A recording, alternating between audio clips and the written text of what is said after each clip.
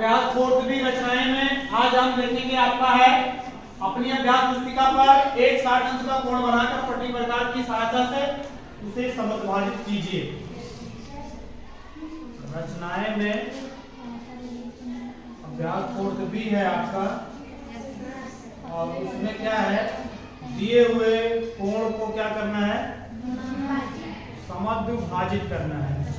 इसके पहले हम लोगों ने क्या सीखा था, रेखाखंड को समद्विभाजित करना। क्या सीखा था,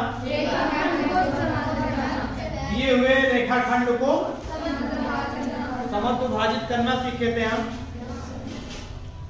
कैसे होता था, एक बार पुनः रिवाइज कर लेते हैं हम। या कोई रेखाखंड है, गोला प्रकार की नोक को आप यहाँ पर रखते थे।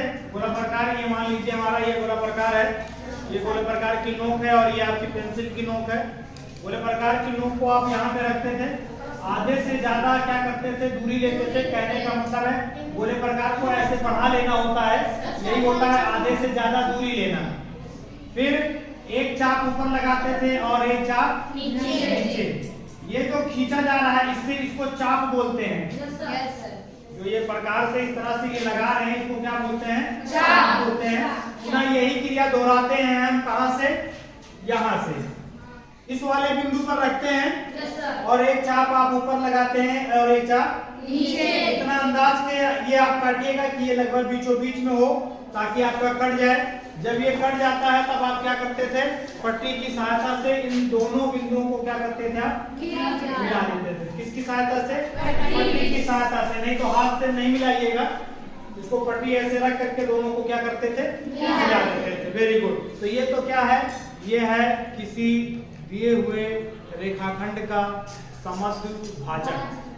किसी दिए हुए रेखाखंड का समद्विभाजक। आज हम सीखेंगे दिए हुए कोण का समद्विभाजक। क्या सीखेंगे, दिए हुए कोण। बहुत आसान है, ये भी बहुत आसान है। सबसे पहले आप ध्यान से देखिए, क्वेश्चन आपका है, प्रश्न क्या है, अपनी अभ्यास पुस्तिका पर एक 60 अंश का कोण बनाकर पटरी प्रकार की सहायता से उसे समद्विभाजित कीजिए। तो सबसे पहले तो आपको क्या करना है, 60 अंश का कोण बनाना है। किसकी सहायता से बनाना है, चांदा की सहायता से। किसकी सहायता से, चांदा की सहायता से। अब अपनी जो सादा वाला आपका पेपर है उस साइड में, बाई साइड में, उस पर क्या करिए, सबसे पहले आप एक रेखाखंड कीजिए। क्या कीजिए, पटरी की सहायता से। एक उचित नाप का, न बहुत बड़ा होना चाहिए न बहुत छोटा होना चाहिए। सबसे पहले आप क्या करेंगे, एक रेखाखंड खींचेंगे, ऐसा खींच लीजिए। नाम रखिए इसका BC। क्या नाम रखिए, BC। ठीक। इसके बाद में यहाँ पर आप चांदा को रख करके 60 अंश का कोण बनाइए। ये तो आपको बनाना आता है ना, 60 अंश का क्या करेंगे, कोण बनाएंगे। ये तो सभी बच्चों को आता है बनाना। एक बार पुनः देख लीजिएगा, ये आपका चांदा है। चांदा का ये जो सेंटर वाला पॉइंट है आपका इस तरह से, ऐसे ही बना है ना ये है इस तरह से। यहाँ पर आप देखते हैं तो लिखा है 0 भी लिखा है और 180 अंश भी लिखा है ना।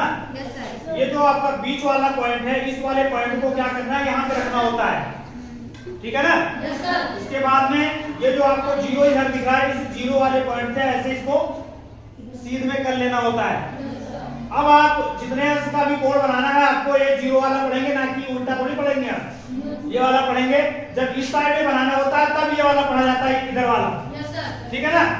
तो अभी आप क्या करेंगे, बीच वाले पॉइंट को रख दिया। अब यहाँ से पढ़ेंगे, देखिए 60 अंश जहां पे दिख रहा है ऐसे यहाँ पे क्या करेंगे, आप बिंदी रख लेंगे, एक बिंदी लगा लेंगे। और बिंदी लगाने के बाद में अभी इसको पट्टी की सहायता से मिला देंगे, तो ये आपका क्या हो जाएगा, 60 अंश का कोण हो जाएगा। वेरी गुड, बन गया। अब जो मेन है वो चीज है, क्या है, इसको क्या करना है, पटरी और प्रकार की सहायता से समद्विभाजित करना है। ये गोला प्रकार की नोक है और ये आपकी पेंसिल की नोक है। दिख रहा है ना, कहाँ दिख रहा है, हाँ। चलिए मेरे साथ आइए।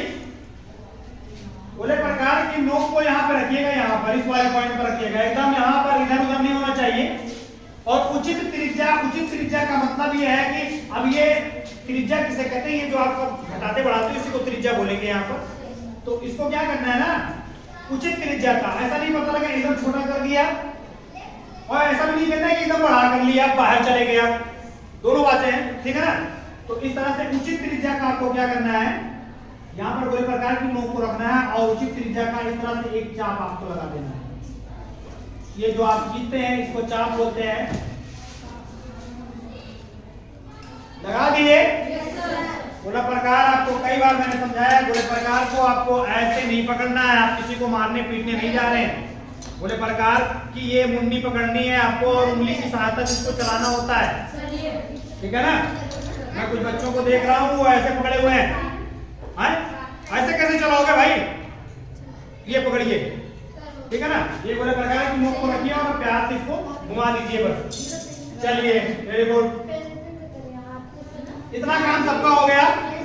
ठीक, इसका नाम हम रख देते हैं, कोई सा भी नाम रख लीजिए जो आपकी इच्छा हो, ठीक है ना। मैंने रख लिया एल एम। अब पुनः आपको क्या करना है, गोले प्रकार की नोक को एक बार यहाँ रखना है और एक बार यहाँ रखना है। अभी गोला प्रकार को थोड़ा सा और खींच लो, मतलब बड़ा कर लो, थोड़ा सा बड़ा कर लो, हल्का सा। हो सकता है कि आ भी जाए और हो सकता है किसी बच्चे का नहीं भी आएगा, तो इसलिए क्या करिए थोड़ा सा उसको बड़ा कर लीजिए, हल्का सा, ज्यादा नहीं, थोड़ा सा बड़ा करिएगा। हो गया बड़ा? बड़ा मतलब यही है खींच के, ज्यादा नहीं खींचना है आपको। हो गया ना। चलिए आइए, गोले प्रकार की नोक को यहाँ पे रखिएगा एक बार, इसका जो बीचों बीच अंदाजिएगा, एक चाप ऐसे लगाइएगा, इधर से ये चाप है, ये लग गया बस। उन्हें गोले प्रकार की नोक को यहाँ पे रखेंगे आप, दोबारा इस पे रखिएगा, इस वाले बिंदु पर। इस वाले बिंदु पर रखने के बाद में पुनः एक चाप और लगाएंगे आप, ये दोनों चाप जहां पर आपको काट रहे हैं पटरी की सहायता से, अभी लग गया ना। अब इनको क्या करना है, पटरी की सहायता से आपको क्या करना है, मिला देना। पटरी की सहायता से मतलब ये है इस वाले पॉइंट को, इस वाले पॉइंट को और इस वाले पॉइंट को क्या करना होता है, मिला देना होता है। इसको क्या करेंगे आप, पटरी की सहायता से इसको आप क्या करिएगा, मिला दीजिएगा। ये जो आपका रेखा है,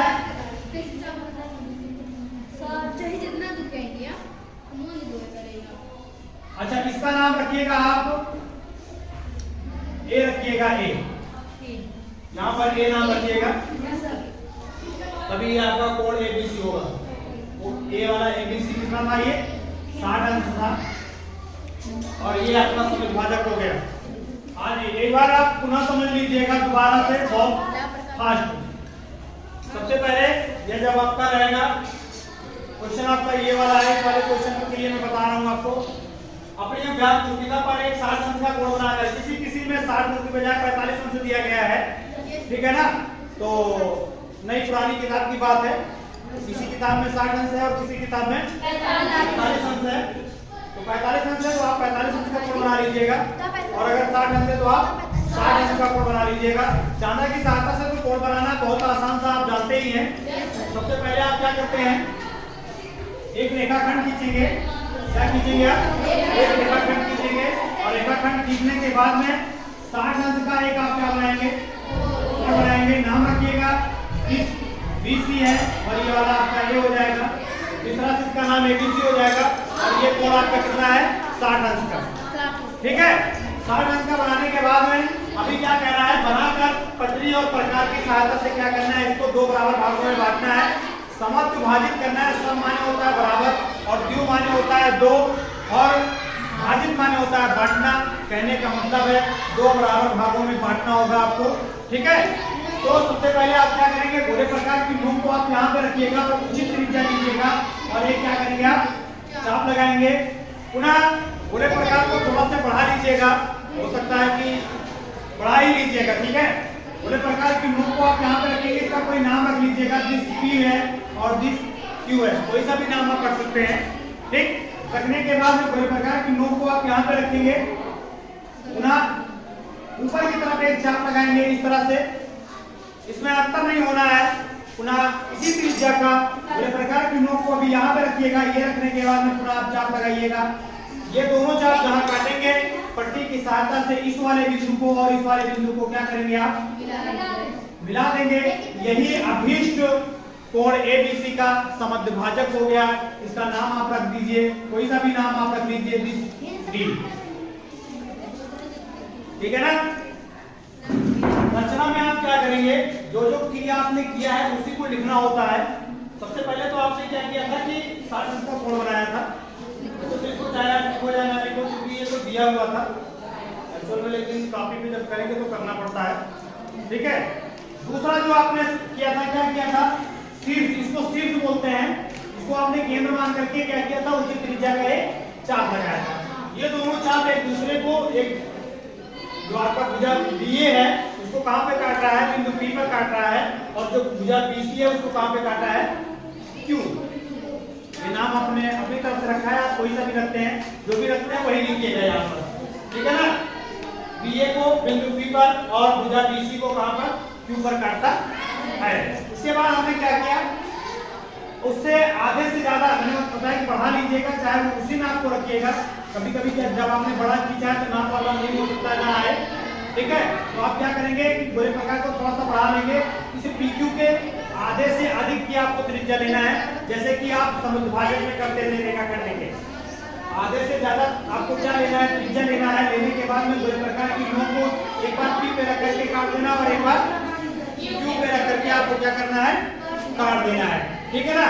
जब ये दोनों जहां पे काटेंगे उसी का नाम ये आप इसी चीज को आप लिखते हैं, क्रमशः P और Q को केंद्र मानकर PQ के आधे से अधिक माप की त्रिज्या के दो चाप लगाए। एक चाप इधर से लगाया है और एक चाप इधर से लगाया है, जो कि एक दूसरे को क्या करते हैं, एक दूसरे को बिंदु D पर काटते हैं। जब ये D पर काटे उसके के बाद क्या किया था, बिंदु B और D को क्या किया, मैंने मिलाया। ये जो मिलाया गया है, जो रेखाखंड BD है, यही क्या है, कोण ABC का अभिष्ट समुद्रभाजक हुआ। अगर आप नापेंगे ये वाला कोण तो ये आपका कितना आएगा, 30 अंश आएगा। कितना आएगा, 30 अंश। तो मेरा ख्याल है कि अब आप सीख गए होंगे किसी भी दिए गए कोण का समुद्रभाजक कैसे करना है, आराम से आप कर लेंगे। कोई सा बगैर नाप का ही दिया गया हो क्यों ना, ये आपका कोई कोण दिया गया है, ठीक है ना, इसका कोई नाप नहीं है। अब इसका क्या करना है, आपको समुद्रभाजक करना है। आसान है, कैसे करेंगे। सबसे पहले आप गोले प्रकार की नोक को आपको कहां रखना है, यहाँ पे रखना है, और आप क्या करेंगे, गोले प्रकार की नोक को यहाँ पे रख के एक, ठीक, इस गोले प्रकार को थोड़ा सा आप क्या करेंगे, बढ़ा लेंगे। दोबारा क्या करेंगे, बढ़ाने का मतलब है कि इससे आधे से ज्यादा दूरी लेना होता है। बढ़ा करके अब आपको एक चाप ऊपर की तरफ लगाना है, फिर दोबारा कहां से लगाना है, इस वाले से लगाना है ना। इसके बाद आप क्या क्या करना है, इस वाले बिंदु को और इस वाले बिंदु को पट्टी की सहायता से आपको, यही आपका क्या हो जाएगा, दिए गए कोण का समुद्रभाजक हो जाएगा। समझ गए बात। अब आप बाकी के जो प्रश्न है अब आप कर लेंगे। हाँ